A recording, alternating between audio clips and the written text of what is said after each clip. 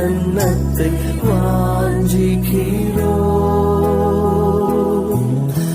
வல்லமையா எம்மை நிறைத்து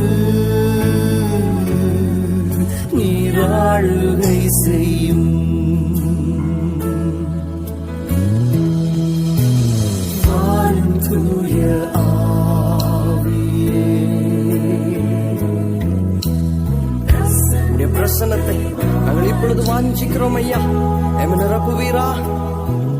உம் வல்லமையால் எம்மை நிறைத்து